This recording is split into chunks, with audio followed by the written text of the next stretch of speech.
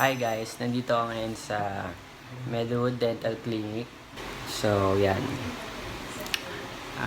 Titignan ni Doc Raquel kung pwedeng i-improve sa ngipin ko.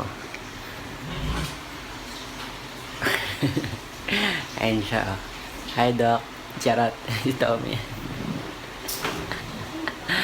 So, ayan. Magmi-meeting muna kami. Then, schedule kami ulit for kung ano man yung mapag-usapan namin ni Doc. Ayan. So, magki-cleaning pala kami. Hi, Doc. Hi ka naman, Doc. Si Dr. Raquel. Ganon? Medyo shy type ka ba, Doc? Camera shy? Hindi naman. Ayan, nag-face mask na ako. Ayan.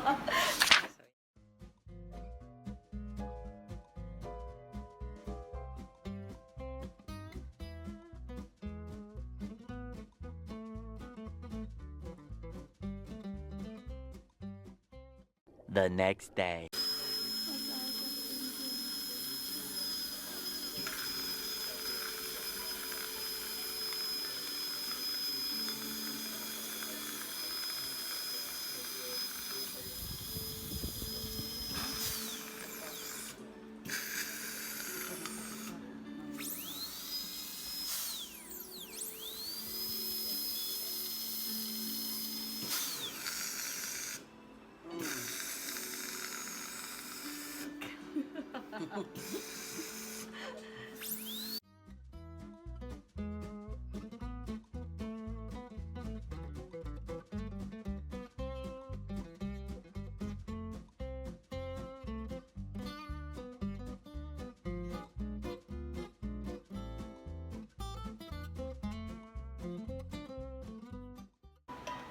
Ganyan din ba, Doc, yung pain pag nag-whitening tayo?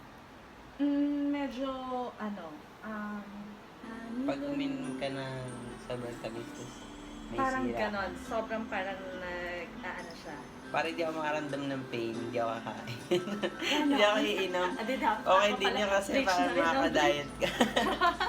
Diba? Sige. Kaya yan. Go, go, go. Sige, mag-fill up na tayo ng ating mga cavity. So, sa mga hindi nagtututbrush dyan, ugali yung mag-toothbrush, sabi ni Doc. Kasi masakit magpapasta. Hindi, yung ginawa ni Doc, dati na yung Doc, no? Parang meron na siya talaga. Hindi pa nga ata ako yung dentist mo. Oo, parang sa Pasay pa yan. Bata pa po yata ako niyan. Yung bata pa rin. Ay? Ngayon.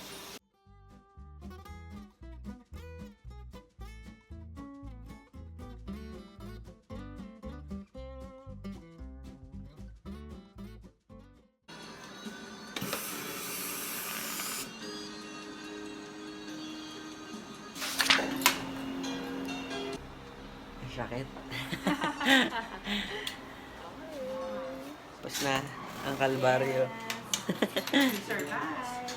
Mama, hindi pa tapos ah. Thank you, Doc. Hey guys, nandito na ako sa may Medwood Dental Clinic. So, dito lang yan sa may along the road ng Medwood Village. Dito malapit sa katabing village namin. So, today meron akong schedule ng whitening. So, yun nga. Nung unang visit ko is yung nag-cleaning kami ni Doktora. Then second visit ko is yung may pinastahan siyang may pinalitan siyang pasta kasi medyo matagal na. So, ngayon naka-schedule ako for whitening. So, sabi ni Doktora, medyo mangilo daw yung procedure after pala ng procedure, medyo mangilo daw. So, yun lang yung medyo kinakahabahan ko kasi sobrang mahina ako sa ngilo. Ay, hi Doktora. Ayan. So, tara, pasok tayo.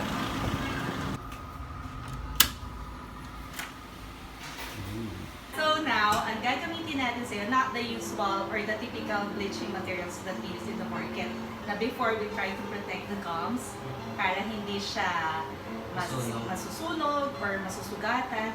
This time, it's very natural, kaya kumbaga, kahit wala tayong barrier from your gums, okay siya. And then after that, after this procedure, we can have a retouch after a week. Then, the results equally good as the one na yung mga traditional na masyado mataas yung amount ng mga carbamide material na nilalagay nila. So, this one, hindi din siya manghilo. Sobrang hilo na magpapawis ka sa hilo. Kasi iba-iba na may threshold ng mga patients sa sensitivity. So, ito, hindi siya Kung meron man, very tolerable. So, let's try it with you. Okay. So, guys, ay sorry. Narinig niyo na yung sabi ni Doktora. So, mag-start na kami. Buti na lang medyo napagaan mo yung love ko, Dok. Kasi mga ilang araw na ako nanonood sa YouTube na kung paano yung procedure ng yung normal na Yun nga, yung sa may gums kasi may mga nilalagay pa sila para kasi yung gamot para sa bleach, tama ba, Dok? Medyo matapang yan. So, yung gilagid, nilalagyan pa nila ng barrier, tawag nila, Doc, doon. So, ngayon, yung gagamitin ni Doc, hindi na. So, lessen din yung yung pain. So, tara, Doc. Let's go. Let's do this. Ano yan, Doc? Apron. Yes. Sige. Pero wag may apron ang tayo dito. So, we'll just sige. try to hide it.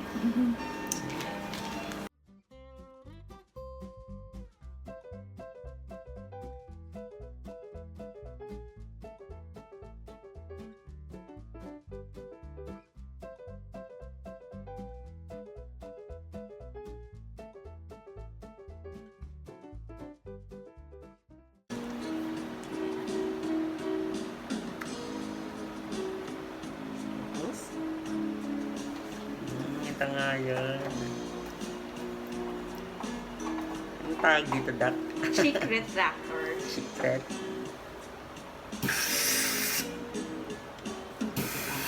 Sige, bye. Kang Raqueliza.